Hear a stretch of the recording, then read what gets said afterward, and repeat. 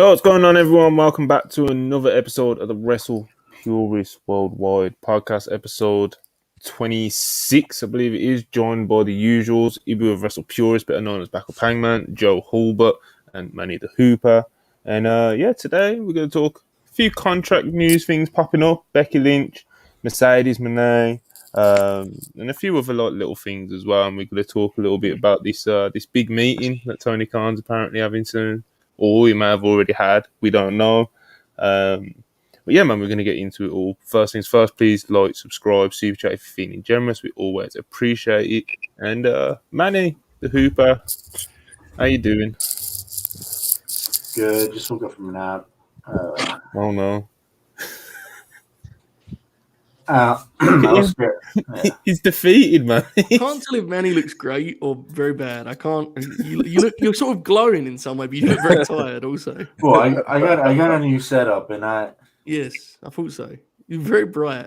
Yeah, it's a computer, and it's like I have a new. Is Manny on crack or like is it? I have a webcam. I didn't realize there's like a lot of stuff going on with the computer. I mean, I just like a lot of stuff like popping up, so I'm just like looking at everything that's like popping up. Manny's gonna be that guy that when he starts balding, he's gonna have to shave immediately because it's gonna look crazy. You know what I mean? I know you know exactly what I mean. What? I'm not balding. No, I said when that day comes, man. Yeah. Oh, I mean, bro, I'm fuck, man. I was let it go, man. I see a lot of my favorites, people I look up to, man. When they keep it, man. I'm just like, look at Blue Demon Jr. You saw him. His mask came off, and you saw that peach fuzz, bro. I was like, bro, what are you doing? Look respectful. You're a legend out here. Come on, man. John Moxley's been clinging to the same 7 strands for like 4 years now. You know? No, man. And at the same time, I used to be bald all the time, so it doesn't really matter. So Really? Yeah. That's interesting. Parker has a photo of me that he posts sometimes. It's kind of embarrassing now that I look back at it. I'm gonna be that nigga at 30. I'm gonna be the guy at 37. The Hooper, man. I'm gonna be that guy at 37 that goes to the barbers. You guys been seeing those things where they glue the hair on top and then like cut around and then make it look good? Yeah, nigga. I'm that fake hair guy. Oh, man. But Hulbert, I'll throw it to you next. How you doing today, man? I'm good, mate. I'm very, very good. It's been a long week. Much happened in the Hulbert headquarters. You know, Manny was part of that too, over on the Grin, and it's been busy. But I always love this. I look forward to this. Didn't get a chance to watch much wrestling over the weekend, as I was telling you guys before we went live. But you know, we don't really have any topics today. I will say I'm a little bit. I will say I'm a little bit offended that Nick Aldis is not in the title of the video. But I don't run the show around here. We're going to get to it. We absolutely will. Yes, we will. But I'm good, mate. How are you? Yeah, man, not too bad. You know, same old. Ibu. Yo. The big face that runs the place. That runs the place. How are you doing on this Monday evening? I'm okay. I'm weighing my options, you know what I mean, for my future. Really consulting my family for what I need to do going forward. You know what I mean? I got a family to feed and that kind of thing. But I've been getting heat for some of the things I've been saying on social media within the WrestlePurists. And at the end of the day, I'm just looking forward to working with everybody and getting everyone together, you know, on Purists worldwide and making some money. You know what I mean? You feel like people are forcing you out? Yeah, it might be. But you know what? Actually, I'm doing great because the New York Knicks won their first playoff game, their first game in the playoffs on Saturday. And I was listening. You just fired up, man. Yo, Monty, I had the game playing on my phone at work, and I had like my AirPod in, and like I just wasn't acting like normal. I'm stalking and shit. And I'm just like, let's fucking go. Yeah, man. Shout out to the fucking Knicks, baby. What are you telling me, man? The Suns lost by like 2 points, man.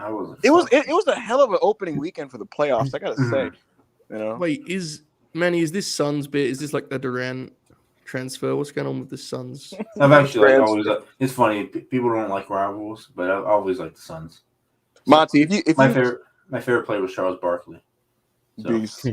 Monty, this would have been the perfect weekend to get into basketball. I can't lie. Like once the games were finished, like I was like, "Yo, those are a couple of really good." No, you want to all get into when you see how the playoffs have just like I was going to say kicked off. You see how the playoffs have just started. Mm-hmm. You know, like the first one that matters. You know, these matter. Oh, bro. No, but I trust mean, me. as in, because it's obviously it could I'm The waiting worst for is like the you, game where the Knicks either go through or you know what I mean, Oh, I like get like it. that the game, series deciding game you're talking Yeah, about. either like game 3, game 4, game 5, game 6, Yeah, like, yeah. like the Win or go home decider type of that shit. series. Yeah. Yeah, the big one, you know. That's interesting. Um, I feel like Russell Westbrook would pop Monty 100%. Yeah. because he sucks and he's a beast at the same time. Yeah. Oh, It's a what's that mentality meant thing. to me? so So, today, Monty, the thing with Russ is like, for if you're a stat analytic nerd, you're like, dude, he can't fucking shoot. This guy can't shoot for his life, right? Yeah. And conventional wisdom is like, take him off the floor. But then he gets so many rebounds and he's like cursing on the floor and he's yelling at people and he's so tough and shit, right? Like he'll save the ball and throw it off your legs and be like, yeah, nigga, yeah. And you're like, yo, you just need that energy on the floor, man. The Need those The players. Warriors play the Yeah. Kings tonight. Well, yeah, let's not get money's clicking away, doing deep goals. Let's not get carried away with the NBA. Okay, let's do a first subject. We'll start with Becky Lynch. Yeah. So this all started with, Becky Lynch. She got on the Twitter.com. She changed her name on Twitter, which then got rid of her verification badge owned. And then she changed her name to Rebecca Quinn. She changed the picture to a more, she changed the picture, and then she tweeted that she will not be at Raw tonight. A bit weird, but it was kind of like, what is she cooking kind of moment, and this was then followed up by Sean Ross Sapp, because of course loads of people were asking him about it, like, oh, what's going on with Becky Lynch, and he followed up with a report stating that Becky Lynch's WWE contract is up in 2024. Obviously Becky Lynch is one of the biggest stars in the WWE women's division. She main evented WrestleMania. She was probably the sole main reason why women got to do that when they got to do it. It's Becky Lynch, man. She's a big star. I'm not sure there's too much traction with her like actually leaving. Sean does say in a report that as far as WWE are aware, there's no issues to their knowledge between Becky Lynch and WWE. She's just been dealing with a minor foot injury, which has been exacerbated recently. What else do we have here? There was some talk of Hollywood as well, but make of it what you will. The contract's not even up till next year, but so I don't know what she's doing with this whole Twitter game. Maybe it's just leverage, negotiation tactics. I don't know. Either Becky Lynch, contract's up in 24. Thoughts? My thoughts are that I need wrestlers to find a new way to tell a story, please. Yeah, it's like really painfully dull to do this whole like, am I gonna go eye emoji blackout profile game? You know what I mean? Like, and I feel like most wrestling fans. USA Network replying to Becky Lynch with the emoji. It's just tacky. Oh, no. It's just like, yeah, they did, man. They replied with the eye emoji. Best Trish tweet Stratus, I think I've ever seen. Trish Stratus is like in the quotes dunking on her, and it's like it's the ultimate like 47-year-old woman trying to work the marks, not realizing that like we're not that dumb. You know what I mean? Like she's like, oh, I'm gonna get them by being in character in the quotes, and it's like Trish, please. Yeah, man. It's just cheesy, and I'm really over the work shoots on social media. Most people are really like actively bad at it. MJF did the best version of Brian Pillmaning in 2022 with his whole deal, and even with that, everybody figured it was going to be a work, and it was. These guys are really bad at it. Becky's doing even worse than Drew McIntyre right now, who's also doing this for the record. You could put my name in that. So not much to say about it. She's going to rest up a little bit, and she wanted to work the marks, as they say, while she does so. And, a couple people in outlets are going to get some articles out of it, but it's not much of a story at all. When her contract expires, she will sign an extension and coordinate it with Seth Rollins because they want to coordinate their deals, because a big part of their current situation is that they can travel together with the baby. So they're going to just do that next year when that comes, and we're not even on that bridge yet to even cross it. But there's not much else to this. Manny, you trying to see Rebecca Quinn in AEW? No. I knew that was his answer, but I thought he might like dress it up a little bit, you know. I don't even know. The stroke of the beard for Joe, No. I feel like if May came across like a 2012 Rebecca Quinn indie video where like she's doing a rolling elbow and she's bleeding, he'll be like, "Oh, hold on now." You know? 100%. Yeah, I agree. Manny, you are that fickle, Lord. Don't even pretend. Yeah. Absolutely. I don't even know how to react to this kind of news or this assessment of me. I just This assessment of me. this scouting report. I don't know, man. You know, If Drew Galloway did a tiger suplex like on Friday, man, he'd be like, "Oh." yeah, I wouldn't see it, man. I have WWE muted. You might catch a clip on the timeline. Yeah. Well, that's true. I did see the highlights of Tyler Bate versus Dolph Ziggler. Oh, Dolph Still Ziggler. need to watch that. That was pride about real pride of Birmingham, you know. Tyler. If you're listening to this, you're about to get called up, dude. Please get a haircut. Yeah, I will admit that was a conclusion I drew from the clip too, but I watched the whole thing at some point. It looked like they had a really good match, genuinely. The best matches I've seen this weekend were the Blue Demon tag and then the highlights of Dolph Ziggler and Tyler Bate. So I mean, That's good shit. But yeah, Joe, Becky Lynch, WWE contract's up soon, I guess. I guess in contract terms it's up soon, but you know. Literally like 14 months. Yes, 14 months ago, WrestlePurists didn't exist. No, give you some perspective on, you know. No, I don't think so. I might be wrong. I'm pretty sure it was March. The website was like 13.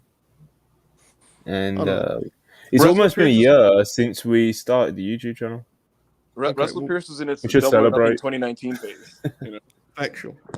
before we move on, guys, is anybody else hearing notifications in their ears, or is it just me? It's just you, mate. Okay, You look absolutely befuddled at all times. That's what I'm doing the show. It's amazing.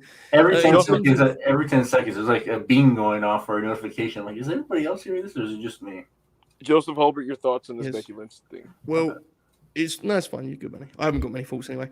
As the guys know, I learned of this as they told me about it before we went on the air. So I haven't got a lot. I do think there is an interesting is a strong word, but there is a conversation to be had about, you know, your gripe, Ibu, about kind of the social media component of storylines nowadays. You know, there's so many hours of wrestling. I think we can all agree it's hard to keep up with all of the wrestling, and it's like the idea that I have to log on and see what tweets everyone's liking. Not ideal, you know. You can add to. I don't know how Becky's going to do it. Becky traditionally did a pretty good job of it, I guess. So we'll see. You can use social media to like assist angles. If that's what she's going to do here, then that's different, I guess. But it is, to me, it's been kind of a tiresome trend now for a long time. Like I just don't. I agree with the point that people aren't that good at it, but I also think it's just something that's like, man, there's so much actual wrestling content for us to like comb through. And so much room to actually get your angle over on television that it's like, who cares that someone's like switched their bio out, you know, or like changed their profile picture or done this? It's like, I don't know, man. I mean, it's detailed stuff. So I get for some people, it kind of enhances the experience, but I can't say that's the case for me, unfortunately. Yeah. You know what really sucks, Monty? You know what really stinks when they do the whole thing? Like, you know, when like sometimes like in NXT 2.0, they'll like literally do like a recap segment showing you like the back and forth tweets between a wrestler that led you to the match you're about to watch. Like they'll be awful. Waller posted on Instagram this, and then Zion Quinn NXT Anonymous. In that time, you could literally do like back and forth promos, cut up and chopped up. You know, like it's lazy, man. All right, a few super chats. So get to them. Darren KG 499. He says, excited for Worldwide tonight, but I want to pay respects to Late Night Green by giving Monty one more F you for saying Hangman shouldn't be your favourite. That's some good Late Night Green law that is right there, you know. I don't know if you saw, but our friend Tope Suicida clipped ups from the Great Moments. That did make the cut. That you getting very offended by Hangman being someone's favourite. It's an all-time great moment there, but I appreciate Darren. Yeah, shout out Darren, appreciate you. Cody Willis, 199, appreciate you too. All hail the national treasure, Nick Aldis. He's been making Now- some moves. We're going to get into it. Darren Walker, £10. Appreciate you as always. Ibu, what was your Twitter hacked? Ibu, was your Twitter hacked by Outlaw Mud Show wrestling fans? Because Vantage be serious in suggesting like to see MJF versus OC. This OC should be nowhere near Max. This OC is Explain. crazy. Darren Walker, Explain thank you so yourself, much. Ibu. Yeah, thank you so much for the super chat. I'll tell you what, man, Darren, I actually think that MJF and Orange Cassidy would be a really fun 3 to 4 week TV program. I think that from a wrestling standpoint, Orange Cassidy's a fucking great wrestler, and he'd get some terrific hope spots on Max, and he's very over. It'd be a nice little way to reward him. One of those cases of failing upwards. Like I think if he loses the international championship and then cycles his way into a quick little thing with Max on TV, it wouldn't be the worst thing in the world. He's not a huge star when it comes to marquee value. But I actually think Max, if he did a segment with Orange Cassidy, I think it'd be potentially interesting to see Max get something different out of the character.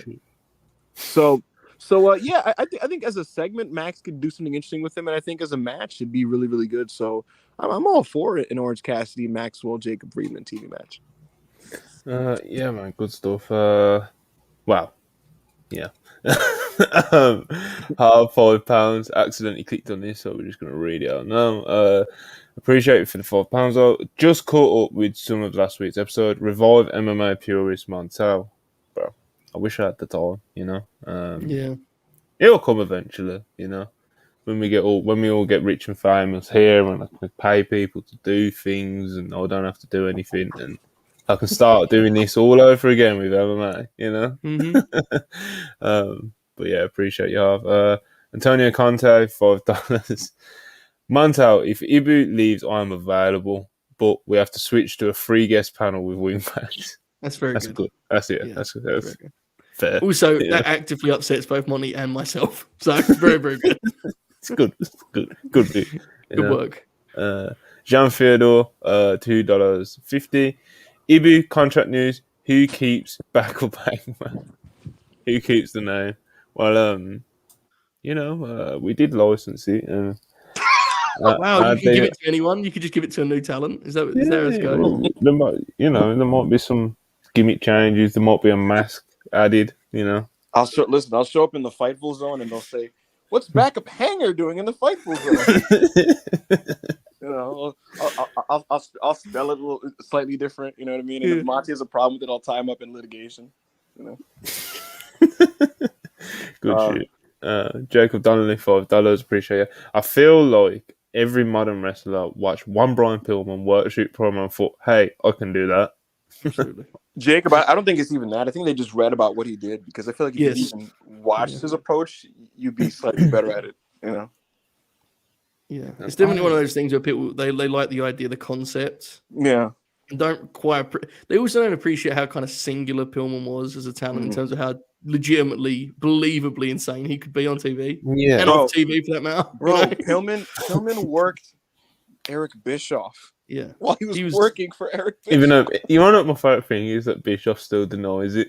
He's like, awesome. He was going to come back. Yeah, he's lying.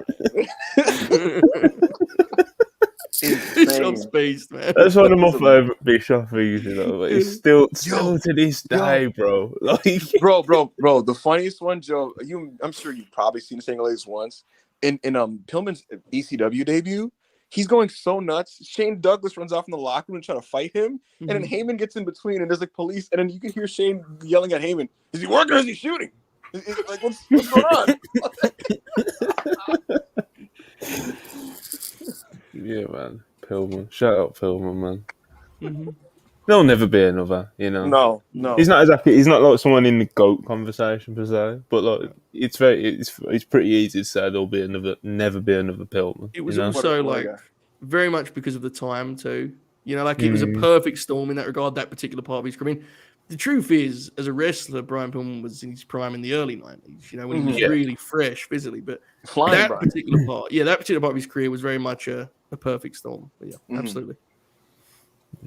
Heading £2. Appreciate you. The bidding war of 24 with real superstar.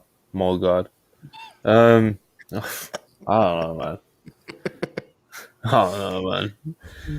I We'll get see. this weird feeling that Tony isn't even that big of a Becky Lynch fan, to be honest. You know what? Give that away. He doesn't care about women's wrestling. Well, No. I was trying to be a bit more sort about it, but Nobody. Anyway, No major booker really does at the moment. Mavs fan 84 199. Only believable work shoot is Brock because he don't give a fuck. Yes. Fair. And the reason it works is because Brock is never intending to do a work shoot. He's just being Brock. The result is work shoot he scenarios, decides to leave and he decides to come back. Like that's actually what happens. Like, Brock is not sitting in grill like, man, I'm gonna fool Dave tonight. Joe, I'll tell you what. The last time I believed wrestling, the last time I was watching wrestling, and I was like, "Is this real?" Was when Brock was beating the shit out of Randy Orton and busted him open. Like I genuinely, in the moment, I didn't know what was happening. Like I was just like, "What's going on?" Like, leave it to Jericho. I thought you was gonna say. I thought you was gonna say the Cena match, but you're right. That was another one. The first Cena match is insane. When he takes him down and throws those elbows, the first match Brock has back, it genuinely is like. You question for a moment if Brock appears to have forgotten what this is. The funny thing, Joe, is because Heyman's a maniac. He spoke on the Randy thing, and he was just kind of like, "I wanted to restore the feeling of unpredictability in wrestling," and it's just like this motherfucker. For 1 second, Brock makes you question. Is this a work? And he's like talking in that way. As he always does. So I don't know if you Monty, we talked about this, the A&E documentaries. Mm-hmm. Paulie has now taken that way of speaking to those too. He's always in. That's just how he talks now, bro. That's how he talks. When did that happen though? Because it wasn't always that way. He didn't always talk like he was going to sit down with Michael Cole. Now he does it like he's on Raw. I don't know, man. It's semi-recent, though. It is. Yeah. Joe, there's when he was on freaking Talk Is Jericho a couple of years ago, and you're asking about booking SmackDown, he was like, "I wanted SmackDown to beat Raw's ass with Eddie, with Benoit, with Ray." I'm like, "Why are you cutting a promo? Like, why?" It's what he does, bro. It's crazy. It is what he does, man. All right, next super chat. David Michael Harwood, Dax Harwood, $5. Appreciate you. Ibu, these receiver frauds are trying to take my podcast down. Gonna need a shoulder to cry on. Be at your place soon. You better not be there. Wouldn't it make more sense to put Dax Harwood as the name and then David Michael Harwood in the parentheses? That's the part that pops me most too. Darren Walker, £5. Appreciate you. When Bully Ray Impact contract expires, AEW should sign him. Still do great promos. Many things to do with him. Let me tell you something, Darren. Darren Walker's like all the toxic parts of my fandom, Like, just the bad. That I know is wrong deep down, but look, it would pop me to a certain exactly. degree, I'll tell you what. I don't know. I would never go as far as to say Bully's current Impact run is good, but what I will say is, it's funny, and it's entertaining. And you know what? I have been keeping an eye on Impact because of him. In fact, I watched him on Rebellion last night. He got you buying the ticket. I'm not buying a step forward, man. I am hitting up Watch Wrestling for the streams now. I'm not gonna lie. I listened to his promos and I said, "Oh man, I might have to check out this match." I missed the match, and I ended up watching Jordan Grace and Deonna Purrazzo. Mm-hmm. But the promos, man, he's freaking killing it.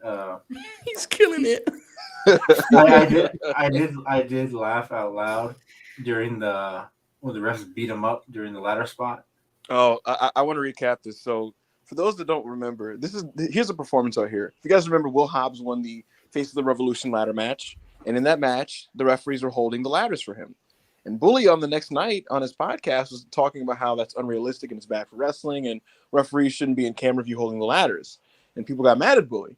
And we found out that this was a grift because he was working an angle here.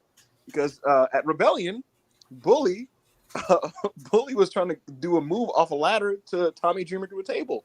And he told referees to hold the ladder for him. And they refused. And so he went down and he was trying to threaten physically one of the referees. and the other three jumped him and started fighting Bully Ray and like beating him up. He breaks out of the crowd of refs. He eats a Dreamer driver on the floor. Tommy then puts him on top of the table. Tommy then scales the ladder and then does a Superfly splash and beats Bully Ray. So he worked What an a angle. finish. He basically worked an angle on Busted Open that got paid off by Tommy Dreamer in 2023, putting him through a table. Beast. Yeah. I don't know if that's good, bad, beast. It's not. I can tell you absolute confidence. It's not good. No, all right. Chris Alvarez, 199.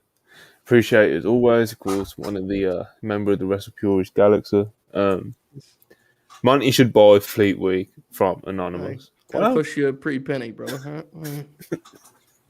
That's like not Green's intellectual property, you know. Retelling contracts too, you know. That's Big money involved, you know. Princess Diana, $5. Appreciate you. Again, Darren's opinions make me wish I got into that fatal car accident all over again. Oh no, come on. You know, the dollars make it even worse, you know. yes.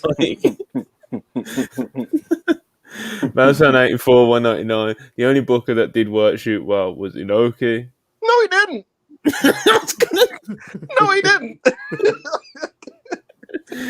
He had Shinya Hashimoto's career.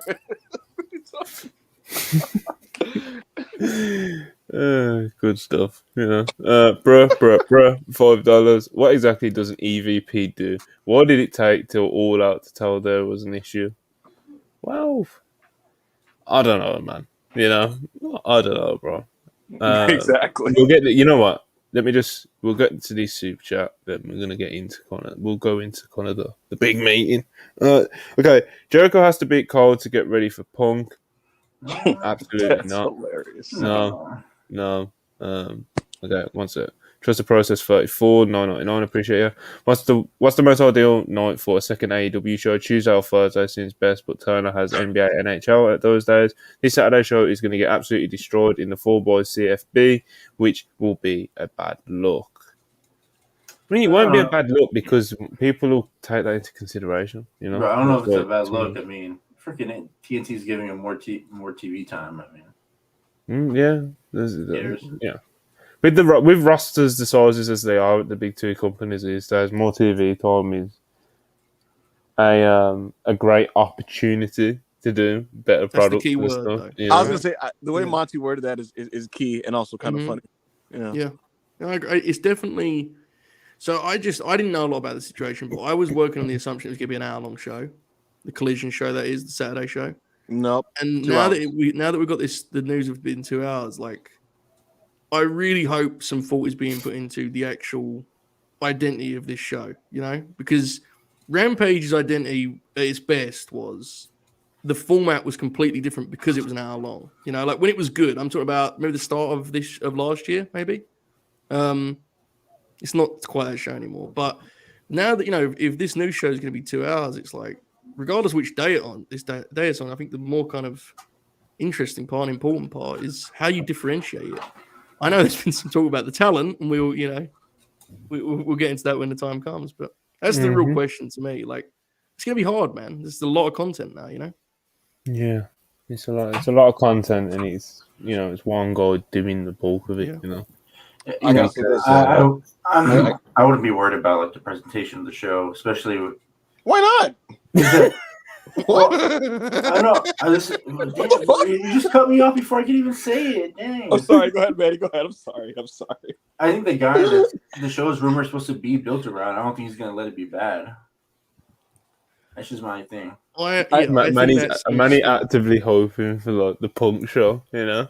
Well, it's a real wrestling fan, you know. If it's a 2-hour Punk show, I mean, I think it's going to be pretty good. I mean, it does need to have a distinct feel, and it does seem to me like, you know, Punk being central would help that, right? I mean, we don't know what kind of role he's going to play, but it seems like that to me. I'm purely guessing. I don't know. But I do think it's the end of my honor zone. You know, I think it's the end of that. Oh, for sure, yeah. They're going to just take Ring of Honor before these shows. It's going to be... Yeah. Princess Diana, $2. I'm staying with my daughter-in-law. Well, that explains the dollar situation, you know. Okay. Plethora 1C, $4.99. Appreciate ya. Punk should feud with Jarrett on Straight Edge Saturday. Humberto for life. Straight Edge Saturday is Bro, tremendous. I'm telling you, man, that Jeff Jarrett feud, man, if they do it, it's gonna be electric. All right. Where is I don't disagree with the... that. Electric is interesting. Bro, I'm telling you, you hear how these crowds react to Jeff Jarrett? I'm in on it. I think it'd be really fun. Electric is for the NWA title. I'm telling you. Oh my God. It's Right, always now, the NWA title with this Yeah, guy, bro. Joe, what have you done to him, man? I'll I tell you showed what. him regrets, bro. As a one-off, Punk doing that, and you know the WCW angle I'm talking about, Joe. Punk doing a stage interview with the interviewer, looking towards the camera with the crowd as the backdrop, and then Jarrett just walks onto the set with no music cue and all that shit. Just walks onto it and just kind of like, let me tell you something. You think you could have your own show and and runs him down, and Punk's just like, you want to do it tonight in Wisconsin? The crowd's like, Could you imagine Jeff being like, you want to have your own show? I've had my own show for 20 years. I created my own show. I'm telling you, and then listen, and then right there again, no cued entrance music, just the Jarrett crew starts jumping on Phil and jumping him and shit, and he's fighting off, and security's there, and Tony Schiavone's like, security, hey, stop this, and I mean, you go to commercial, and you hear the FTR theme come out, and they fight off Big Bill. No, Big Bill's not part of the group. I'm telling you, you go to commercial on pure just chaos. You come out of commercial, and Ian and Caprice are like, folks, we apologize for what just last happened there. And he'd give us the recap and everything, and they lament what happened and shit. Yeah. I mean, We'll see. Yeah. What's actually going to happen is it's going to feel exactly like every other Tony Khan produced wrestling television show. Well, now slow down. It feels like it probably will, yeah. No. What color ropes are they gonna have? The big man TK, he's gonna come through. It's gonna have the same stage as every other show and the same rope colors as every other show. They're gonna change the apron design, not the apron. They're gonna change like that draping thing on the curtains. It's gonna. Has Sony thought about putting some flames around the ring? It's a good call. You should DM him that, right? Yeah, he beats it there. All right, let's talk about the big meeting. The big meeting. The big meeting for Tony Khan. Right, so basically, following and part of the reports that was coming out last week with CM Punk's plan being returned in the works, etc., but all that stuff picking up speed. Sean also mentioned in the Fightful Select report that there's going to be a meeting with Jericho. This was then added onto by Dave Meltzer on the late Friday evening when he said that there is a meeting scheduled soon in AEW with Chris Jericho, CM Punk, Tony Khan, FTR, and perhaps one other non-wrestler personality. Probably Mega. Mega? It's probably Mega. Personality. Oh, personality. I don't know. Yeah. Some of the guesses I've got are fucking probably huge. I'm not going to lie, Jim Ross. They're trying to discuss where they want to travel. Jeff Jarrett is where they want to travel. Jeff's sitting over a US map with a pencil. I mean, it's going to be live. I mean, they're going to have to, figure it out. They're going to have to find some small venues to run. But yeah, this is very different to just Jericho and Punk, because obviously there's been a lot of subtle and not so subtle shots between Jericho and Punk recently and in the past. So those two having a meeting kind of seemed like a step in the right direction, if that makes sense. Those two assumingly sorting their issues out, maybe working together or something like that. And then all these other people have now been added into it, and it's like, what is this meeting now? What's going on here? Come on, Ibu, give us some insight. Sure. Give us something now. Chris Jericho is angling for a match with CM Punk. The Elite don't want to work with Punk. Jericho wants to work with Punk and sees it as a big opportunity, and so he's basically kind of convinced Tony Khan to set this meeting up to do the program. And essentially, the goal of the meeting is to officially set it in stone. If everything goes well, both sides will agree to do this program, and then they will immediately begin to build it up through social media and through the TV. So that's the goal of the meeting. Punk isn't that keen on working Chris Jericho. He doesn't like him. And FTR are there genuinely to prevent physicality, just in case it happens. It was a Tony Khan call. Tony Khan wanted FTR there just to make sure that the tensions are eased and that nobody fights each other, because that's what he's worried about. And Phil is taking this meeting at the behest of Tony. I'm dead serious. Phil is taking this meeting at the behest of Tony because Tony is insisting on it. And that's the match that Tony's looking at for Wembley. It's CM Punk versus Chris Jericho. And Punk is just like, I'll if you really want me to do this fucking meeting, I'll do the fucking meeting. So, I think the thing about Punk is he usually, if he just has no choice in the matter, the thing about Punk is he'll voice his opinion on what Tony's pitching him, right? But if Tony is legitimately like, I really want you to do this, he'll just do it. And so that's usually the situation. With Jericho, it's a little different because like they have like really serious heat. On Jericho's end, he's Chris Jericho, so he just, what he says in the past doesn't really matter in the sense of like, look, let's do a program, like fuck it, so we'll see how it goes. To be honest, I don't think it's as much of a clear-cut done deal as people considering like they're just gonna talk and like shake hands and hug. Like I think it might actually be kind of ugly, because the thing is, Punk is very blunt, you know what I mean, and he might give his opinions on things with Chris that Chris might not like, and it might go south, but we'll see what happens. Look, man, if this is the return to Ring of Honor Jericho, I mean, I'll eat an L on this match. It'd be great. The match is honestly not my concern. If they wrestle at Wembley Stadium, I'm pretty sure they'll have a really strong match, and the crowd will love it. Yeah. My concern is the content that program will be filled with, and the aforementioned work shoot elements that will come into play. Mm-hmm. And absolutely, at one point, Jericho's going to call him a cat into the locker room, and he's going to like look at the camera, and someone's going to gasp, like, do a smirk, and there's going to be like it could. I just think it could go after hours on that front. I mean, my actual take on it is, I think they'll probably have a really fun match in a stadium, especially. Mm-hmm. That part worries me, and the other thing is, I just think objectively, it's like one of the least interesting CM Punk things you could do, like genuinely. Now, I understand that. I totally get that, like that's there's people that would disagree with that, but to me it's like I have no interest in it. I don't need to see it. They had a great program 11 years ago. 11 years ago. Yeah. So it doesn't do nothing for me. I'm not really interested in this at all. Like the part of me that scares me is like the rest of the JS, if they're going to be involved, and like I think they are, which is going to kind of annoy me throughout the whole thing. Like Sammy Guevara doing his dumb little faces with Tay or whatever, and then Anna Jay, it's I don't know, it's gonna be so annoying. Well, the idea of Punk and Jericho feuding and Manny sitting there and thinking, fucking Sammy Guevara, man. I know, yeah. We're just sitting in the background making faces. I was like, fuck. It's fair though, man. Like Jericho feuds are like a whole other beast now, Yeah, I think he's got his own multiverse, It's, Sammy sneaks his way into a Punk match, and I'm just gonna be. I honestly think that I don't think this does much for Punk, but if he stuck doing this, I actually think that him and Chris could actually genuinely make it good, as long as it doesn't go too long. Yeah. I think their head-to-head promos could be pretty intense and like Twitter baity. You know what I mean? Like Punk will say something and that goes viral and it's a big talking point, and Jericho will say something like Joe just said about cancers and shit like that.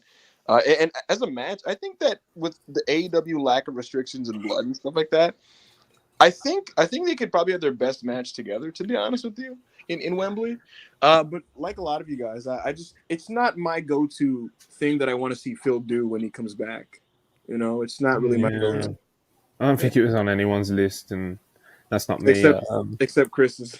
Yeah, that's not even me like burying Jericho or anything. Yeah, like that, I'm not about to try to do that on air, But I think it is pretty fair to say that I don't think he was top of many fans' list to be like who they want to see Punk working with when and if he comes back. So, How do you think the meeting goes, Monty? Honestly, honestly, I think they'll do business. Dax might Dax might have to tell everyone to settle down. This is ridiculous. I'm sorry. I mean, this is outrageous. Come on. How old are these guys? Come on, man. Well, here's the thing that there might be more to FTR being there because there's a lot of speculation because of a few Matt Coon tweets and a few Dax FTR podcast tweets. But that podcast is getting cancelled, so yes. Something might be going on with that. So Tony might see it as an opportunity to be like, yo, that podcast, it gave me a lot of headache, brother. I don't know. Or they might be playing the security guard, like you said. I don't know shit, Joe, what's your reaction if a report comes out at the end of the week that CM Punk started grabbing Jericho by the hair and it got physical? I mean, it would be one of the funniest stories in recent memory. Yeah. But it is just ridiculous, right? I don't want to say we're being serious about this, God forbid. But I mean, it's absurd. I mean, come on. It's just, I don't know. I'm so done with all of this. Like, I that's agree. why my gut feeling is, as someone who intends to go to the Wembley show, like, fuck, what a lame match for Punk. But I'm so ready to just be done with this part of the story that I'm like, fine, let's just get that moving. I want to. Yeah, I agree. I just want to see whatever they're going to do now. Honestly. I'm ready for them to just come back to TV, so like that part of the Twitter conversation can end. You know what I mean? So one thing I will say that's like I think would be challenging about a Jericho feud is because they're going to veer into work shoot. You're kind of like further opening the door to the feud that doesn't seem like it's going to happen. That is the actual work shoot issue. Yeah. And that part of it to me is why I would avoid this. Like the thing we talked about last week was, I think it was actually Thursday. We were talking about how, if the elite program's not going to happen, which I have no problem with. I mean, it is what it is.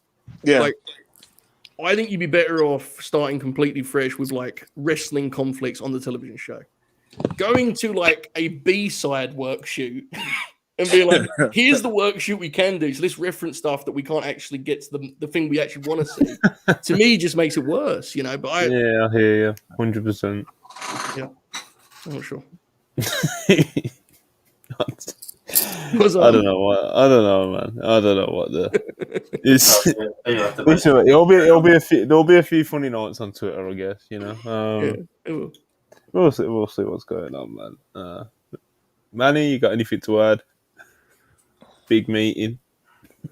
Oh no, I don't have anything to add to this. All right, fairs. Okay, moving on. We will move on to Mercedes Moné is reportedly in talks to add another match to her Bushi Road, which obviously means New Japan and Stardom deal. Of course, it was reported a few times leading up to now, basically, that Mercedes Moné's contract was only for a certain amount of matches, with the last one being this weekend at the Yokohama show. Stardom was doing a huge Dream Queendom show. It's probably the biggest show they've ever done. All-Star Grand Queendom, that's the name, not Dream Queendom. That's the one that they do at the end of the year. But this is probably going to be the biggest show that they've ever done. And this was apparently meant to be Mercedes' last match of her current deal with them, but apparently there is talks of her continuing after this. So, she might not be. A lot of people are assuming that she's just going to run back to the Fed immediately. It doesn't seem that's going to be the case. And she's who was it? I think it might have been Jordan Pato or someone like that on Twitter. They said she's taking her bookings like a prize fighter now. Yes. Which it pops me huge, because it seems like that is what she's doing, It's good shit, man. Yeah. But doing block bookings, book herself for 3 matches at a time and stuff like that, or 1 match at a time, and just take it step by step and just take advantage of the draw and the money maker that she is, because there's a lot of money out there for her to make, man. Mm-hmm. So I've always said from the start of as soon as Mercedes left WWE, the one thing I've always wanted her to do is blow up Stardom, especially to a US audience, similar to what Kenny and Jericho did for New Japan when they blew up New Japan World over there. I'd love Mercedes to have that sort of impact in Stardom. And obviously, for her to do that, she would have to have quite a substantial run, And if that came to an end this weekend at the Yokohama show, it would be a bit you know, you feel like there was so much more that she could have done with it, you know. So we'll see how it plays out. But I am personally hoping that she does stay for one more match, 2 more matches, 3 more matches. I hope she does like a full year there and gets like a full like run there, you know. I don't see what's the point in rushing out. I think she just got started. It feels to me like she's just getting her feet wet. It feels like it'd be so premature if she just kind of left after a match or two. I think like to me, it's like there's like another year at least of mileage here to kind of explore the Joshi space, and I think pulling out after another match or two would be unfortunate. But I do also know that part of the reason why the situation is the way it is because Bushiroad can't afford to pay her on a legitimate extended contract, and they do it by date because of the money situation, and so. We'll see what happens, but like you said, Monty, I do hope that she can continue to just grow the Joshi scene and do more there, you know. Yeah, and you know the WWE like return will always be there, right? Like no matter how far into this we get, if she wants to go back, that will be a big deal. Like it just will forever, and that's not going to change. So, I mean, it's hard to say. I mean, she certainly seems like she's having a hell of a time, right? It seems like she's having an absolute blast. She's 2 for 2 in terms of performance. I think it's about to be 3 for 3. I think we're all pretty sure of that, right? So I'm with you guys. I would like to see her continue on this, but honestly, the fact she did this at all is like one of the cooler big star moves of our. Like, for sure. Yeah, 1,000,000%. And I really hope, and I don't believe it will be because she's different in terms of her motivations with wrestling, and she has other things going on that can kind of. But it would be nice, I think, if other stars looked at this and took some things from it. I think this is a very different landscape than, you know, yesteryear's wrestling. And I think you can do some pretty cool creative stuff. There's a lot of willingness to collaborate outside of like WWE itself, which is fine. They don't have to collaborate. That's fine. But you could do some really like quirky shit, you know, there's some like cool stuff you can do out there. And like, I think she's a unique case if she can really maximize that. She is a big star. She has other things going on outside of wrestling. So she's cool just doing a matchup, you know, every, you know, month or so. But I would really like to see this not become, you know, be such an outlier. For the last, I'd like to say, I think since WCW went down a lot of ways, we've kind of got used to like the big US stars staying in one place their whole time, you know? Like, you know, Randy Orton is going to retire, isn't it? Randy Orton is going to retire at some point, having just worked for like one company's whole career, you know? And it's like, once upon a time, that would have been unfathomable. It would have been like impossible. You would do stuff elsewhere all the time. And now it feels like we're kind of correcting. We're like going back in time. And it's a way where guys kind of do what they think, you know, contract negotiations, jump around, do some things, play around. So hopefully that becomes the norm because I think wrestling's way more fun when guys are moving and people are trying. Yeah, 100%. Especially when the stars are size of Mercedes, you know. So 100%. I've always like.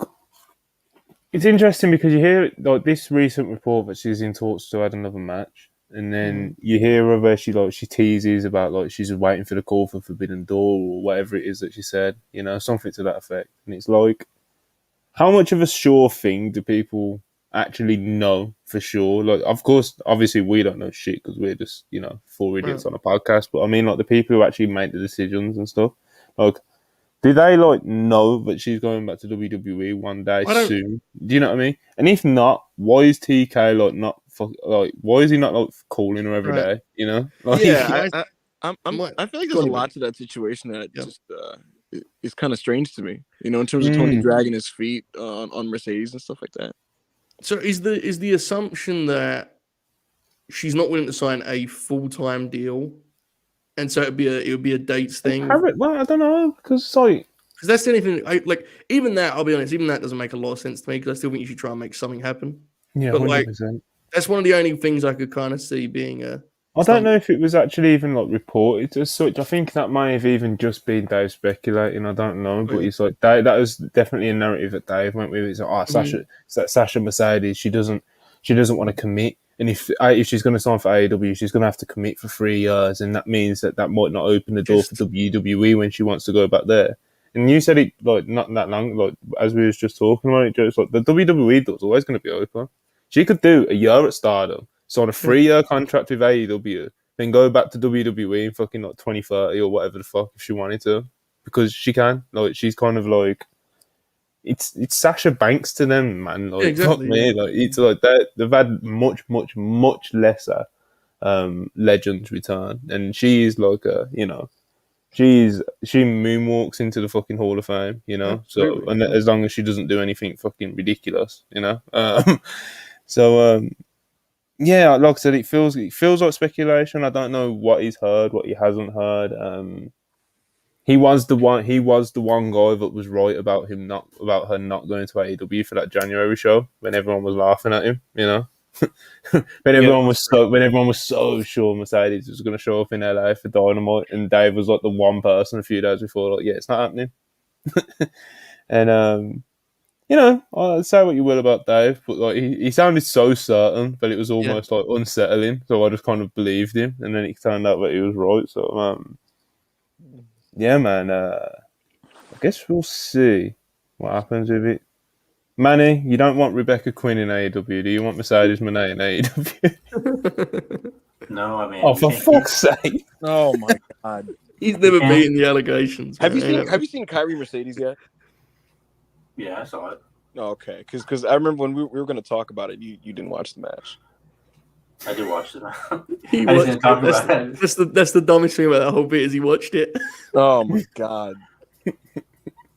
I mean, He does, man. He's a monster. You know Bailey's waiting for it, man. Why are you gonna keep her waiting? Monty, you know what chat bit you and Joe missed? After Rampage, I think last week, this man Manny was trying to basically go like, who needs Mercedes? Look at Billy Starks. No. Manny is so bad for that. Like, if a wrestler has a good performance, he turns that into not needing another wrestler. Yeah, it's ridiculous. But yeah, man, Mercedes Moné. We'll see what happens. I don't, obviously, it's like I said, we're just idiots on the screen, on a podcast, we do tweets and we do some podcasts sometimes, We're not in the inner workings, but it does seem interesting as an outsider to see like why Tony isn't really because fucking Mercedes Moné, Sasha Banks, bro, come on, man. Come on. I think we know enough about how Tony operates, even just from the perspective of like trying to get a perception win, in the war, quote unquote. He's absolutely explored this, which makes it interesting that nothing's come of it, and we don't know why. We just kind of go into then, but it'd be interesting. I think he gets nervous and sweaty when you ask him about it too. Yeah, I can't speak on that, but yeah. He'll be like, I think Mercedes is a great competitor, and she works for our partners at New Japan, and I would never. I wish her the best of luck, and I think any company that would have her would love to have her. And we love our partners at New Japan. We're going to be working on Forbidden Door. We have some great things planned, and I think you should watch Dynamite tonight. And it's like, bro, why are you sweating? Yeah, he's an interesting fella. I don't know if I made this up or not, but wasn't she gonna be at the LA show and then she just like pulled out or something like that? That was never officially reported or confirmed by any outlet. Fleet Mecha speculation on the time. Manny's reading tinfoil hat Discord scoops again.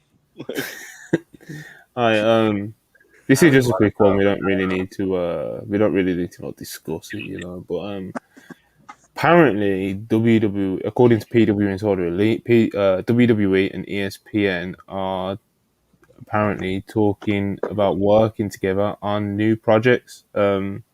They are told that this isn't currently discussions around a weekly series, and that the two sides are still working out what the projects they could work on together potentially.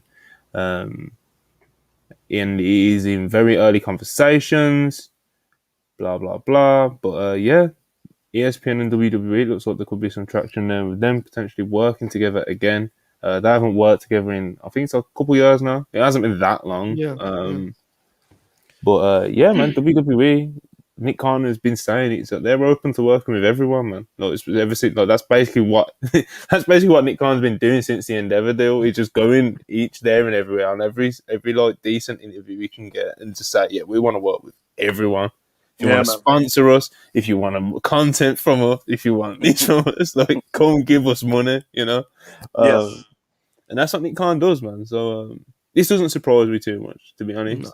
It would surprise me if it ended up being like a weekly thing that they end up doing, but it seems like very early conversation, so it doesn't seem like that's the case as of right now. But WWE, ESPN. I'll say this about Nick Khan. Come on. If you guys remember when he first came to WWE, he was like this unseen looming presence that you only read about if you like knew about him.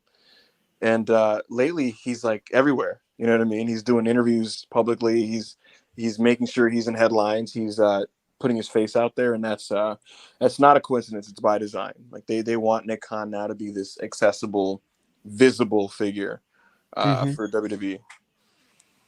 It's a slick talker, man. All right. Another tidbit. Will Ospreay went on Twitter and kind of gives like an update on his condition, really.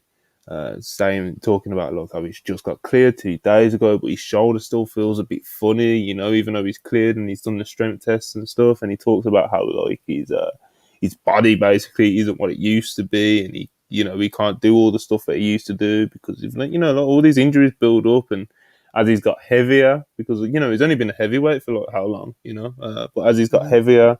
And as he's got older, the injuries build up and happen more frequently. And he's just talking. He's like, we don't know how long, this ride is going to be, he says. So, interesting.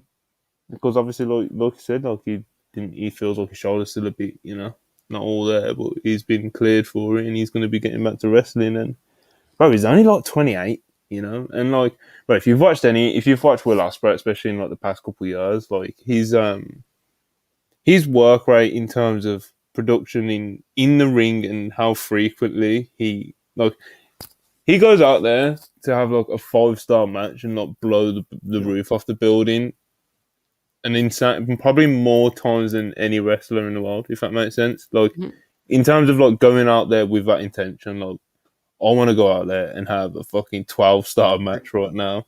It doesn't matter if he's performing in front of 400 people in some shitty UK venue. It doesn't matter if he's fucking, wherever it doesn't matter if he's in New Japan. It doesn't matter if he's popping on Dynamite. He goes out there and he wrestles his fucking balls off, bro. And that's what he does. He's pedal to the floor, and that's kind of the thing with a lot of these modern wrestlers. Do you know what I mean?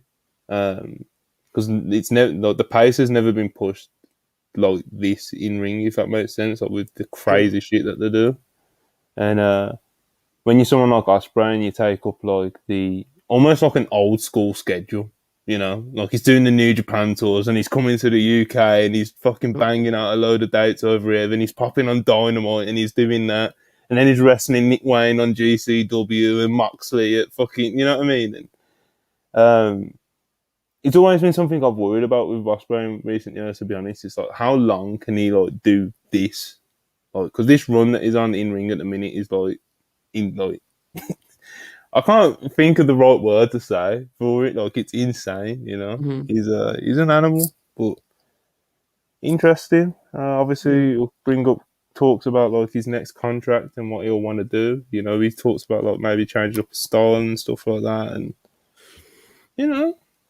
I'm just wishing him all the best. He deserves the big 7-figure contract, 100%. He's one of the top tier talents in the world. So, yeah, man. Manny, you want to see Will Ospreay in AEW?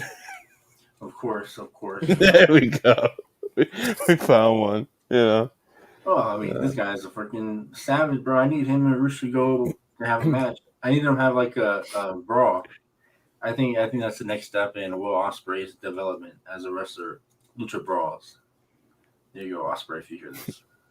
Yeah, bro, he could pull him off, but he's got great range lately, because that was kind of one of the big criticisms of him, like earlier years, that he's just like this flippy guy and that's all he does, Which it was quite a loud criticism.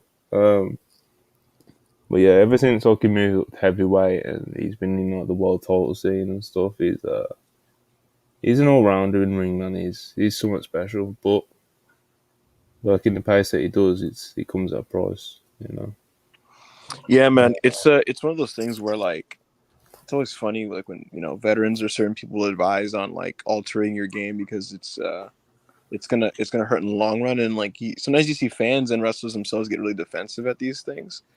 It But just happened it just happened. Look, with dude, Rey Ray and Mysterio and Conan. Vikingo. Yeah. Yeah, Rey Mysterio, one of the greatest wrestlers of all time, is advising, Vikingo to kind of tone down some of what he does. And the dude's doing like 630s to the floor and shit, right? But dude, Vikingo's 25, right? And he reportedly, according to Cornan, already needs knee surgery. And Rey Mysterio is somebody who, God, Rey Mysterio was about 23 when he got his first knee surgeries. And we know that's something that like plagued him for the rest of his career. So, at the end, look, sometimes some people, like when they say these things, it's like in bad faith for sure. But at the end of the day, wrestling is an unforgiving sport. And you do sometimes got to, as you get older, pick and choose when to do what, because otherwise you're going to pay the price. For Will, I think his evolution has been pretty great, frankly. Like I like Will Ospreay now than when he was just the aerial assassin. Me too. Of, 2016. Yeah, 17. 100%. I like him way more now, right? And if he scales that back even more to kind of go in a different direction, I mean, the transition will probably be a little awkward at first, but I think he's talented enough to figure it out. So my advice to him, frankly, would be to cash out, actually, to get a big payday out of wrestling before he's completely fucked. And in the remaining time that he chooses to do this, I do think he'll be able to work around some of his physical issues. Yeah, I do too. I think there's so many strings to his bow at this point in the ring that I think he'll actually be able to adjust in a way where you don't notice it unless you're like actively looking to see what stuff he doesn't do anymore. Which is not as not personally I will consume Will Ospreay matches. So like I'm not be sitting there checking off his moves. Like I think he'll be able to adjust pretty seamlessly because I think he's took those steps as you kind of got into here, Boo. Yeah. I think Monty gets into the real, I don't want to say lesson. That's the wrong word. But like Ospreay is unique in that there's a lot of guys that do crazy shit, but he is more than any other wrestler I've ever seen.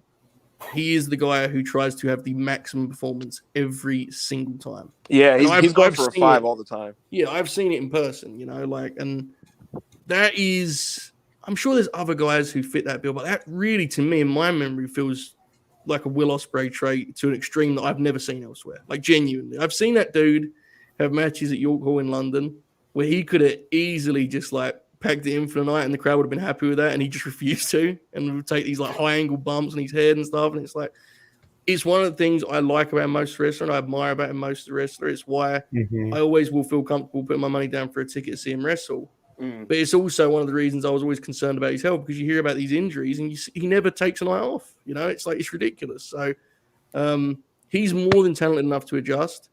If he doesn't want to adjust to that extreme, I don't say this to be kind of grim about it, but like if, he used the phrase of like, this ride might not be going on forever or whatever he said, it's like, but man, if this is his last leg as a wrestler, he's had a fucking incredible career, right? I think it's important to note that. Like, yeah, if he would prefer to conclude his in-ring career being the guy we know him as, rather than doing a sort of dramatic adjustment, I think his resume holds up pretty good anyway, right? So yeah, his catalog is already all-time level. You know what I mean? Yeah. Like it's ridiculously stacked, and he wouldn't be the first. I mean, most wrestlers struggle with letting it go, but like you look at Steve Austin, for example, who, like, frankly, Steve could have held on for a little bit longer and maybe taken it easy on his neck and just wrestled more at like a lesser level. But he decided to bow out while he was still great.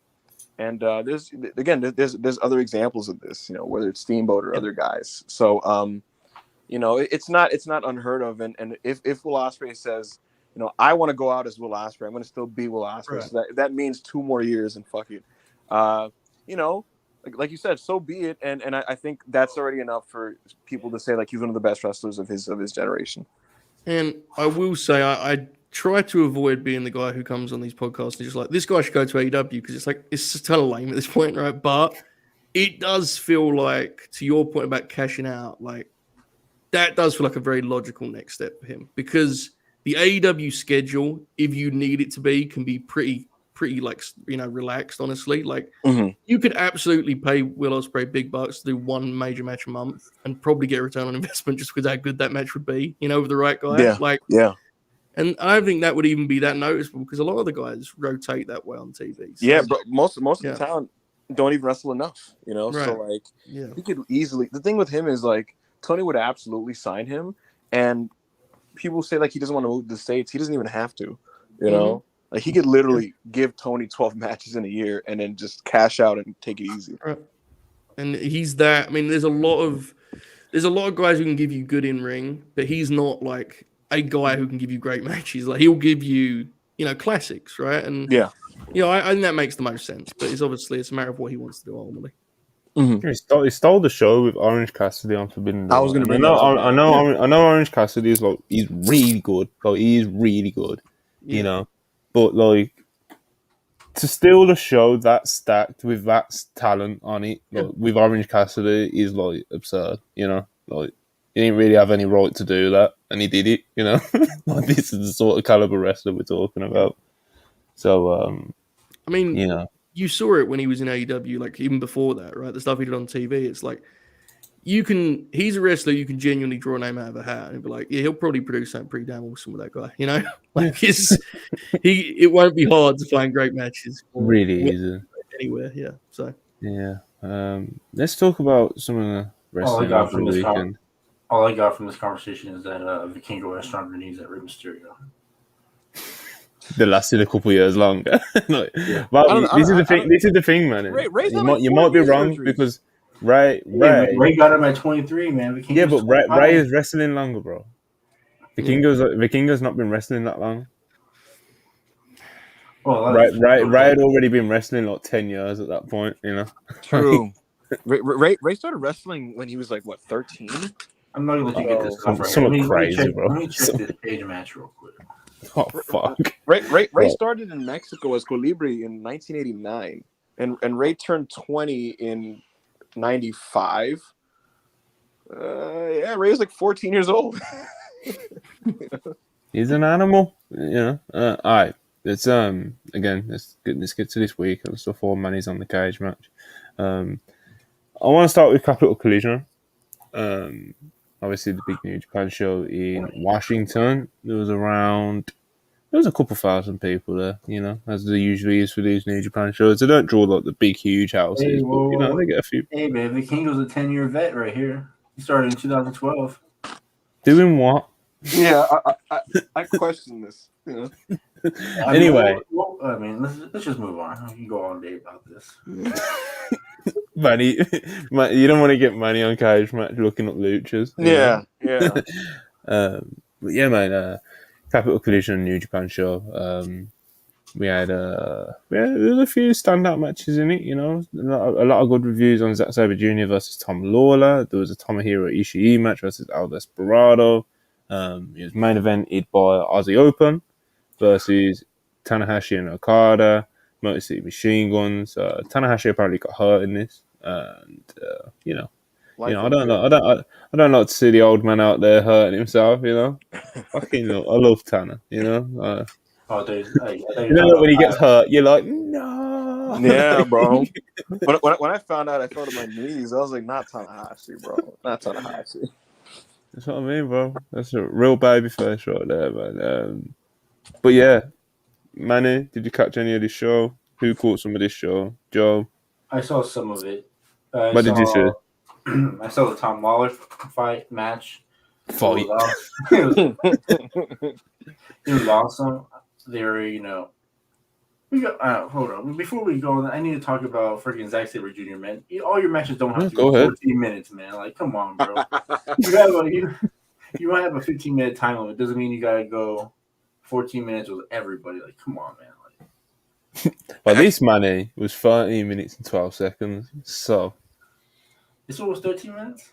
13 minutes, 12 seconds, according to CageMatch.com. What do you guys make of this New Japan World Television title and Zach's matches for them? Like, every time I've seen it, I've loved it. I didn't see this one, but I think it's been awesome, personally. Yeah, so I love it. Yeah, it's awesome. Zach's an animal, bro. You know? Yeah. He is one of the true elite in-ring people, I think. Over the past, 2-3 years. Yeah. He's good with the young wrestlers, too. He's really good with the young guys. He's always been really good, but yeah, the past like 2-3 years, I think he's like elite level. Yeah. He gave Yuya Uemura, in my opinion, his best match right before he got sent off on excursion. And he gave Shota Umino his best match, a week and a half ago. This was a belt that New Japan introduced, and they claimed it was going to be for the young guys, right? And they went with Zach first. And at first I was like, that's interesting. But I think Zach is so good, right? And he works in a way where it's like starting a belt off with him, you know what I mean? Like that's a good way to get it off. And then when presumably a Ren Narita or somebody takes it off of him, you can then go in that direction. So, I just was curious what you guys thought about it, because I saw some people saying like they don't like that every match is teasing the time limit, and that maybe it'd be more believable or interesting if like he kind of like took people out easier, you know what I mean? Except like because I was listening to someone who said like, what if Zach just made short work of like, some of the lesser people that he's facing, but then when Shota pushes him to 14 minutes and 30 seconds, it's like a big deal. But if every match is like, oh my God, the time is running out, then it's just like, it's never going to happen. I don't have much of a strong opinion either way. I'm just curious.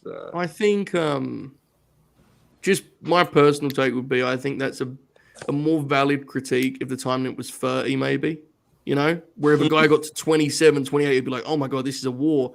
At 15, like, I almost think it'd be more jarring. And I mean, you could do an 8-minute Zack Sabre Jr. match, but that's not really how he wrestles either, He's a 15-ish minute guy in general. Overall. Yeah, I don't know if that would work. That's kind of the Zack time. Yeah, Zack Sabre Jr. doesn't even be going 12-28 with Blake Christian. I'm sorry, man. That match was really it was really good.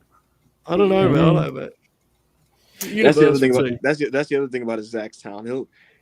He'll make you think some of these dudes are better than they are. Well, he got the honor zone chanting Blake Christian. That's what I'm saying. He's on the zone, man. Every time, bro. That's talent, man. Have you guys been keeping up with the Ring of Honor series? All heart. Like, bro, like, what's going on here? I'm like, do they know who Zack Sabre Jr. is? Either, what was you saying? I said, have you guys been keeping up with the Ring of Honor show? My viewership is very loose with it. Especially now brother. Now that I've taken your Thursday booking, Zibble, I fear that the honor may be in my past. I'm not sure I'm going to be doing it. I don't know. I stay strong, I'm here. Me and Manny are loyal soldiers, bro. What did you expect? But New Japan, the strong open weight tag team title was changed in the main event, Capital Collision, Aussie Open, and now the New Japan, the IWGP tag champs and the New Japan strong open weight tag champs. Man, Tanahashi and Okada in the main event. The tag team that, how can you not love it? But yeah, did anyone catch this? I didn't catch that. I got their the title defense the following night. Manny, go ahead, speak on it. You saw it. The match was awesome for what it was. I honestly felt like it was like a Motor City Machine Guns versus Aussie Open match that the Tanahashi and Okada just happened to be, because featuring, they would just like come in sporadically, but it was just mostly those two teams. And no way I gave Blake Christian match 4.25. Man, no way I did that. Sorry, you did. It was the Roosh one. The Roosh one, man. The Riot one. Forget this. You were there. I thought we were talking about the Zack Sabre Jr. one. No. Okay, this is what I'm saying. I said it earlier in this podcast, bro. Manny is the most fickle guy, bro. It's crazy. It's insane, man. I'm gonna keep it in New Japan though. I want to say, man, what Kyle Fletcher did was so crazy. I can't believe he did that move and like almost took out his. I don't know, man, it was crazy. And then they dragged his ass into the ring. I said, "This man can't even stand. Give him a second." The following night, they like teased him doing it again, and Davis stopped him. Davis would refuse to let him do it again. It was a pretty cool deal. Good shit. Well, yeah, that's what I was going to get to next anyway. All right, so we had New Japan Collision in Philadelphia. So New Japan staying in the US, banging out another show. Gotta respect it. There's a few matches on here. In the ECW arena. Yes. Orange Cassidy versus Gabriel Kidd for the AEW International title. I bet that was very good. I didn't manage to catch up on any of this show though. But That sounds like something that would pop me. Look at Ed- this. Sonada and Kanemaru versus Homicide and Rocky Romero. God bless. Homicide and Rocky Romero would be the Joe Holbrook Promotions World Tag Team Champions. that's some fucking real shit, bro. Shout out to Homicide getting checks in 2023. 100%. It's crazy, Shout out man. Rocky Listen. Romero as well, one of the most underrated guys out there. Homicide has legitimately been retiring for like 14 years now. You What a can't beast. turn down them bookings, bro. His shoulders already taped up. Bless him, man. What a pro. You remember when He just has to do the Gringo Killer at the that's end, man. he was the what was it, the NWA Junior Heavyweight Champion last That year. was one of the funniest things they ever did, bro. They did that tournament and everyone was like, well, Darius is obviously going to win. Darius Lockhart, yeah. Yeah, it was like, nope, Homicide. He went to the like young 40 face. Goes to 46-year-old Homicide. Right. So got my Homicide and Rocky pop in there. Orange versus Gabriel Kidd, I'm sure that was very good. That Hiromu and Naito versus Chase Owens and Kenta. I'm sure that wasn't Anyway, Lance Archer versus Fred Rosser, that might have been good. Probably was, to be honest. Those two both, they go for it. And that was main evented, as Joe said, Aussie Open versus Chaos, which was Leo Rush, and Tomohiro Ishii. That was very good. The Leo Ishii team sounds fun on paper and was actually even more fun in reality. It was a very late notice situation, but they had like tandem offense. And Leo was great at when they were doing the tandem offense. Leo looked like, and he may have been for a shoot, genuinely figuring out what they were going to do next as they went. And he had it was nice. It was a very, very fun match. I liked it a lot. It was good stuff. It's really good stuff. Oh, yeah, New Japan, some decent shows. Monty, if you want to talk about a not real person, like you like to say, is David Finlay. Every time I see him, I can't believe this guy's like real. I mean, I look at him and I'm just like, something about him. I don't know if it's the hair, the white stripe. I'm just like, Many started that point with Mone. If you want to talk about a not real person, oh, we have a good time on here. legend. We have a good time on here. If you want to talk about real, let's get to Lucha. AAA, Triple Mania. This was main evented for the AAA Mega Title 4-way match between Vikingo, Commander, Rich Swann, and Swerve. This also had a fucking crazy bloodbath of a tag match, which involved LA Park and Roosh tag teaming. He had a bit of Blue Demon Jr. in there. Mane, I want you to talk about this tag match. I was confused. I had no idea what was going on. Like, it was weird because they started the entrances differently. Like, it was, I think it was DMT Azul. He came out first, and then it was Roosh. And I was like, oh man, these guys are tagging. And then I found out, no, he's tagging with LA Park. It's just DMT came out first. and then Blue Demon Jr. came out to the Red Hot Chili Peppers, and I was like, oh my god, like this is already crazy. And then started a great brawl.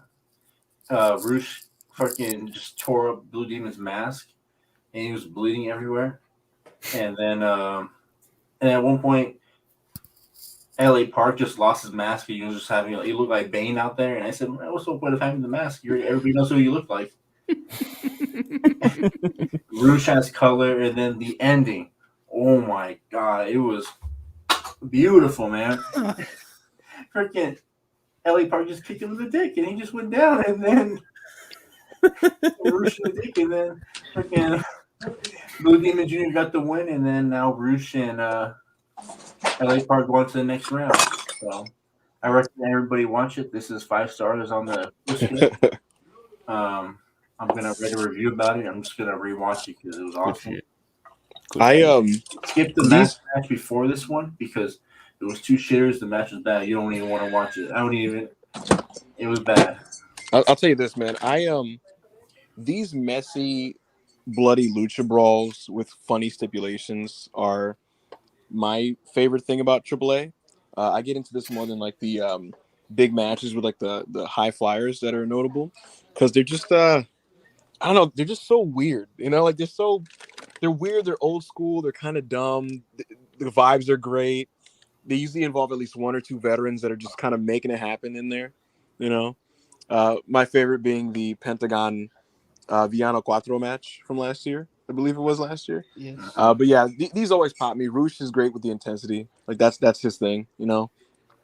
So this was definitely a Manny 5-star. You know, this is a Manny special. This match right here. Yeah. I mean, just the gif of just Blue Demon punching LA Park just like that in the corner, bro. It's like must watch. I mean, it's awesome. And yeah, we had the main event as well, as previously mentioned, for the mega title: Vikingo, Commander, Rich Swann, and Swerve. I'm sure this was very good. Bunch of fun, a bunch of cool high spots, and yeah, man. I didn't watch it. Maybe you catch this up. Yes, I did. Yeah, man, catch us up, man. So yeah, 4 guys, AAA Mega Campeonato. We got a new belt at the end of this match that was introduced by Conan, and they just did a lot of stuff. You know, like they just did a lot of stuff like incessantly. At one point, they fought on the ramp and gathered up, and Rich Swann does a senton off like the stage onto the group of guys. There was a lot of camera cuts, and so we missed like this really impressive spot. Like it looks like they didn't do replays, by the way, after these big moves, so I wasn't sure what happened, but it looked like we got stereo dives to the outside that turned into like destroyers. Like it looked like Vikingo and Commander. Wild shit went down, you know. did topes for the middle rope, locked onto their guys, and then turned that into a destroyer. But the camera cut's so late that like I was like, is that what just happened there? And all you're hearing is like brutal, brutal, brutal, and I'm like, all right, give me the replay. And they don't do a replay, and they just keep going. And I'm like, all right. The funniest part of the match is Vikingo attempted like a lot of stuff, right? And just off that, you know, he botched like a number of spots. But the funniest thing about when Vikingo botches is he'll botch, right? And he'll just pop back up and just do something else immediately. Like he's trying to do like this like rope walk, like complex dragon run. He's like, all right, fuck, whatever, 450. It's like, okay. Oh shit. Well, I saw him do that. I saw him do that. And I said, you know what, man, I gotta go make some breakfast. I mean, this is. God bless, man. I'm sure it's some good shit. Yeah. Wasn't super into Swerve or Swan in this, to be honest with you. But Commander and Vikingo were really, really good. And Commander is somebody that I'm really, really growing fond of. And I'm looking forward to his match this week on Dynamite with Jay White. I think that's a great showcase of what shit, that's a great showcase of what Jay White is as a wrestler, I think. Hey man, that match is so awesome. It's like, yeah, it's very interesting on paper. It's like I've never seen Jay White versus a luchador. I can't even imagine what that even looks like. Mm-hmm. And like you wouldn't get that in New Japan. And like this is, I mean, that's why I'm so happy that Jay White's in AEW, because you're gonna see him wrestle guys that New Japan wouldn't even put him against when he was there. And he's gonna try to ground this guy, and you know all that kind of thing, and he's gonna get the most drama out of us. It's gonna be like 7 minutes, right? And Commander's gonna get a couple big moves and hope spots and shit like that, and Jay White's gonna ground him and stuff. It's just gonna be really interesting to watch him work with a guy like that. I can only imagine what the Blade Runner is gonna look like. People are gonna be taking it right on the neck, you know, somehow on the face, you know. Also on this show, unfortunately, we had Alberto El Patron, tag team with Penta, it says here, versus Psycho Clown and Sam Adonis. Very sorry to hear that, but it happened. Moving on to more positive things. Wasn't particularly good. It just wasn't. Who gives a shit, man? Even if it was great, it just right. Yeah. The one thing Alberto beasted, man, he went crazy. Then fucking. The one thing I do want to say about AAA is like, I'm not really like a fan of like most of their product, but the one thing I do like. What in the world? Fair. The one thing. That's The one, that's the one, that's the known one, as people coming after you. the one thing I do like is like the old man stuff that they do, and then like they're not afraid to run these big baseball stadiums and have like nobody in there, and they actually show the crowd people not being there. To me, that rules. They do that. Like, let's see. We said we'll talk about it, so we're going to talk about it. Impact Rebellion 2023 took place over the weekend. As previously mentioned and reviewed very well by our Ibu, there was a Bully Ray match on this show. There was a Bully Ray match on this show where Team Dreamer defeated Team Bully, which, as you can tell by the little 2-minute review we gave, it was a hell of a time. There was a X Division elimination match between Gresham, Mike Bailey, and of course the champion Trey Miguel.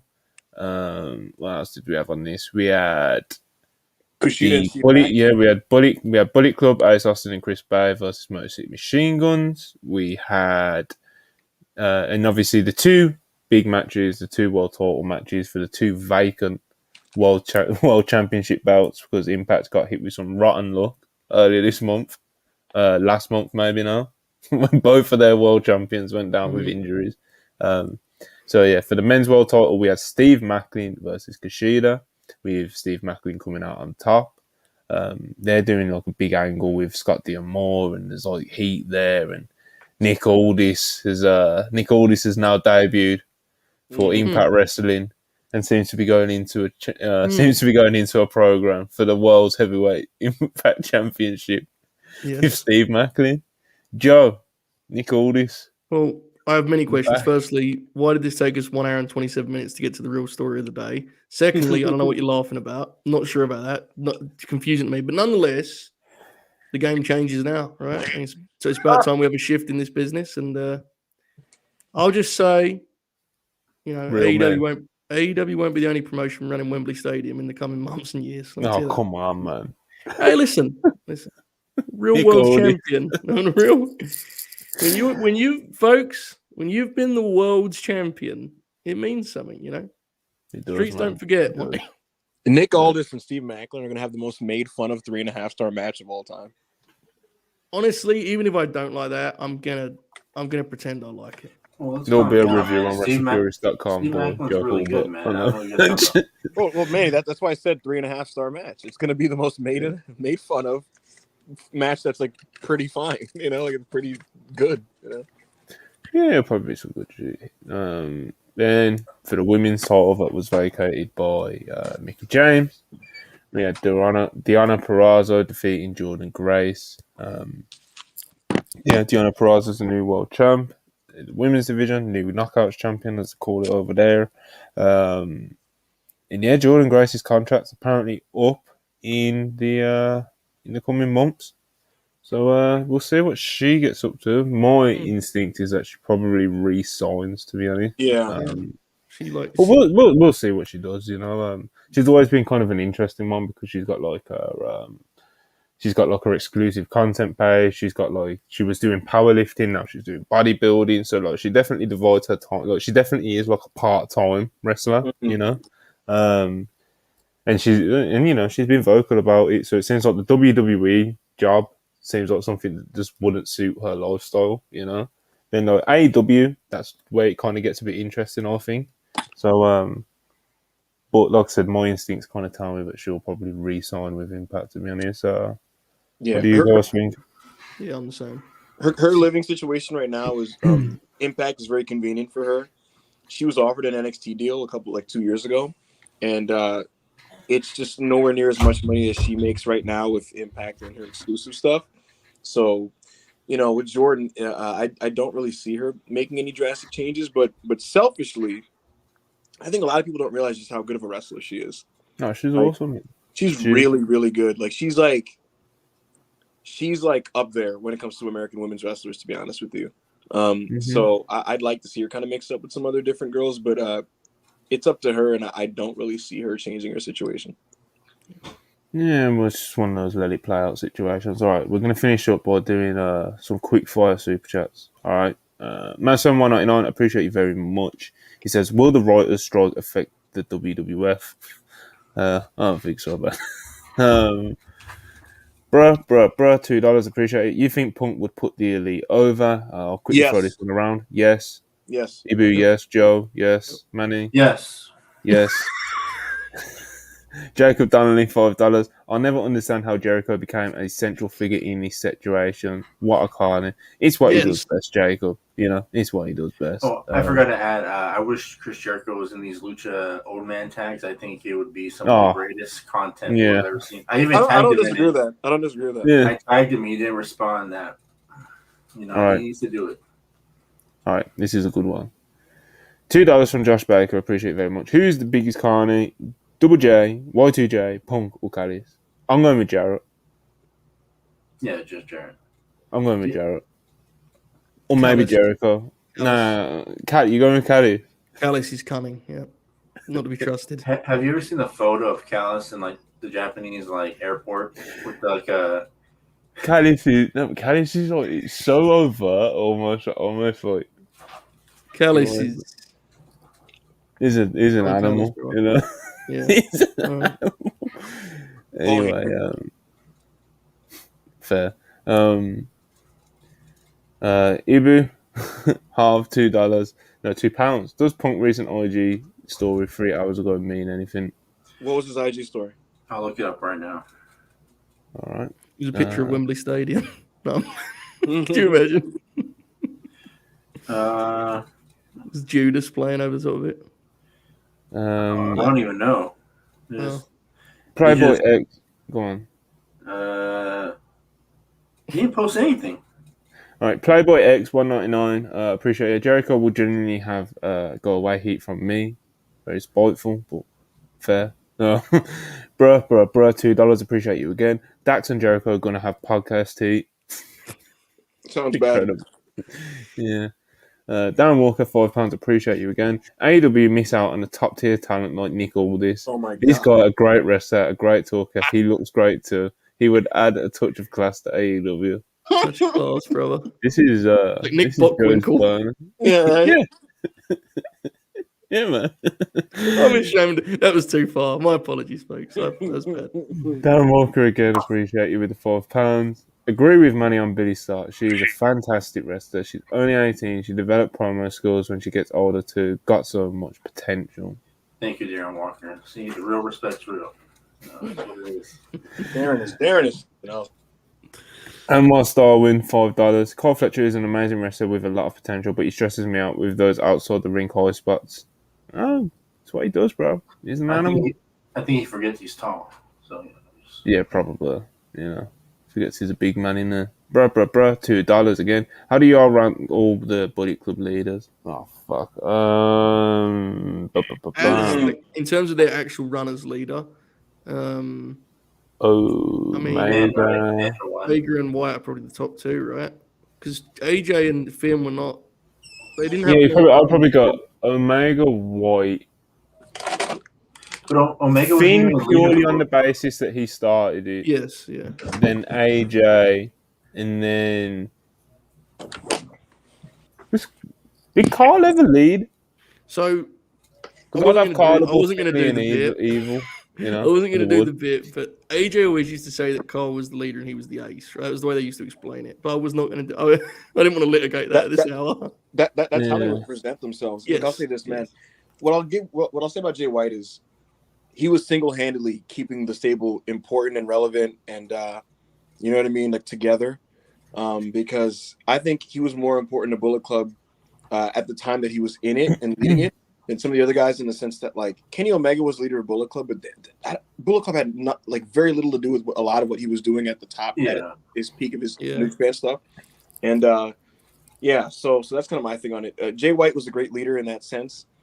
If we were just talking about like quality of work while aligned with Bullet Club, for me, I'm going Omega comfortably ahead of everybody, and then like distant second AJ Styles, and then like Jay White. Mm-hmm.